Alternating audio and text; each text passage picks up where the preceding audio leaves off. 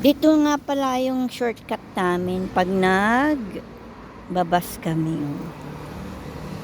4 bus stop lang. Pero pag nag-MRT ka, dito ka dadaan pababa. Pababa ng pababa hanggang sa MRT. Ayan. Tapos itong building na to, eskwelahan pala to ng parang kulay pink yung uniform nila mga bata. Ayan. Eskwelahan pala yan. Nakala ko opisina nung mga hawkers dyan sa baba. Dito kami ngayon nakatira. Medyo malayo ang lalakaran pababa. Ay, lang naman 7 minutes going down. Tas mga paradahan ginawa nilang paradahan. Ito ganda ganda. Type ko yung sasakyan na yun. Lagi kong tinitingnan yun araw-araw. Sana makapag-drive man lang ako ng ganyan. Kasi hindi pa naman ako marunong mag-drive. Nagsisi nga tuloy ako. Dapat pinapaaral ako ni ma'am nun mag-driving. Wala naman akong lakas ng loob. 2000 ano ba yun? After pandemic ba yun? O before pandemic? Nung kasama ko rin ayaw din. Sabi ko, ikaw na aral ka mag-drive. Para sa'yo naman yung bata pa yun 35 siya nun. Ayaw naman niya. Paras namin ayaw. So, nawala na yung opportunity. O dito, ganda rin mga halaman. Dito dapat daanan ng Kaso syempre puno na ng halaman. Hindi ka nadadaan. Ayan, nagpapayong kasi sobrang init. Ang ganda rin ng bahay na to.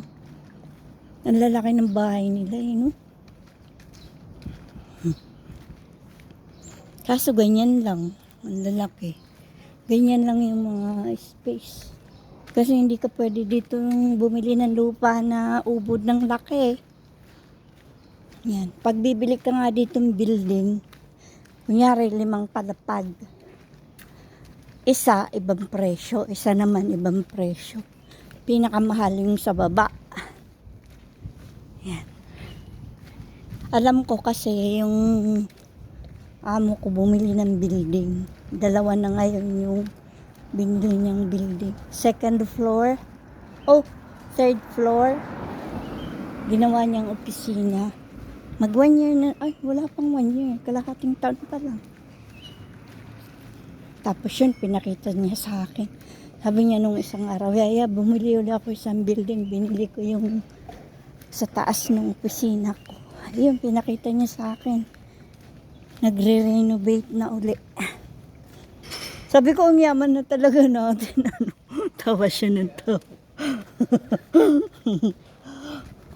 Sabi ko, sana yumaman din ako. Sabi niya, mayaman ka naman na. Natatawa ako sa amo ko pa din. Ang yaman na talaga natin pag sinasabihan ko. Sabi ko kasi, sipag-sipag mo Tsaka ang lakas ng niya ngayon.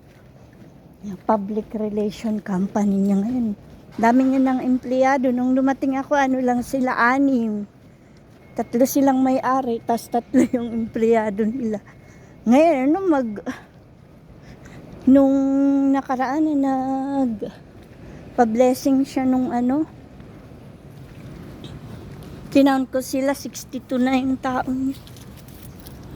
Siya na lang may-ari Bininta na kasi sa kanya ng 2 may-ari yung shares nila Kasi dati 60, 2020, di 100. Tapos yung 2020 sila ng best friend niya. Tapos yung si Raul yung Indian, 60. So bininta ni Raul yung 60 daw, 50-50 sila ng Ethan. Tapos nung bininta naman ni Ethan sa kanya yung 50, 100 sa kanya. Diba? Ang ganda. Yan. Dito yung mga gilid ng may mga dito. Dental. May school, yung mga tuition ba. Tapos may mga bakery. Ayan. Sa medyo kunyari, probinsya, parang probinsya din ito. Ayan, pastry. Tapos dito na tayo. Dadaan sa MRT. Beauty World yun. DT5. Downtown 5. Exit B. Ayan. Diba? Tapos kung umuulan, walang plastic, dito mo yan yung umbrella mo. Yung umbrella dryer. Suk mo lang yan dyan sa loob. Ganyan. Baba na tayo. Naglakad na lang ako para mas mabilis ako. Mas mabilis. Kaya lakad na lang ako. Ayan, nararamdaman ko na yung lamig.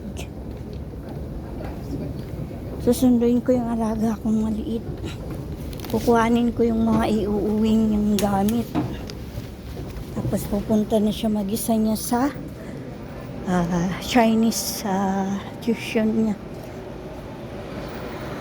Diba? Nasa MRT na ako. Nasaan yung aking top-up card? Yeah. Pagkatapos ko nito,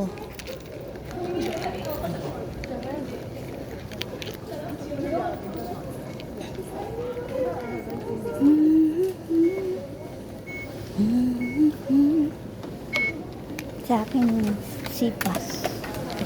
Si ma'am lang top up nitong top up ko. 100 para sa amin ni baby. Hindi ba ang ganda? Ayan. Ayan. Dito na tayo. One station lang naman ako. Yan dito ako babad na para sakto-sakto.